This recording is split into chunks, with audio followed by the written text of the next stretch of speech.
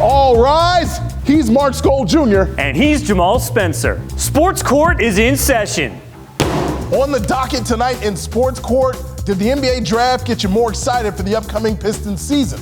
I know some of you might not have been paying attention to the Pistons the last couple years. Trust me, it's been a real rough go for the former bad boys. But now things are turning around.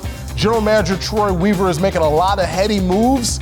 You might want to start paying attention to the Pistons because they had the 5th pick in the draft and they picked up what could be one of the big missing pieces to this team. That's athleticism, that's playmaking. I'm talking Jaden Ivey. So for me, yes, the NBA draft got me more excited for this Pistons team because now you compare Jaden Ivey with last year's #1 overall pick, point guard Cade Cunningham.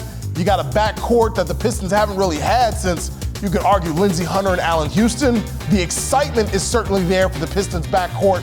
The NBA draft certainly got me fired up for the next season. Jamal, the NBA draft didn't get me excited for next season for the Pistons. It got me excited for the future of the Pistons because I think the future is extremely bright, especially with Jaden Ivey. I had the chance to cover Ivey in high school, and the kid just cares, and you saw it when he was crying during the NBA draft. He really just wants to win, and he wants to be in Detroit. I think that's rare in the NBA these days, that you get someone that not only wants to be in your city, but wants to play on your team at the same time.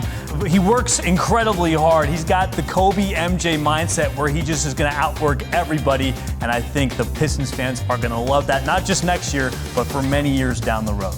His work ethic sounds spectacular. You know, his playing ability checks all the boxes, but you mentioned something, Mark. Don't you think his ties to Michigan, with his mom being a WNBA shock player, with his dad playing high school in Detroit, don't you think having a guy that really wants to be there says more for this franchise? And isn't that what people can really get behind? Oh, definitely. And don't forget, his grandfather played for the Lions for 8 seasons. I know he didn't grow up in Detroit, but he really loves it here. You can tell that he just cares and he wants to win. And I think he's going to do that for the Pistons.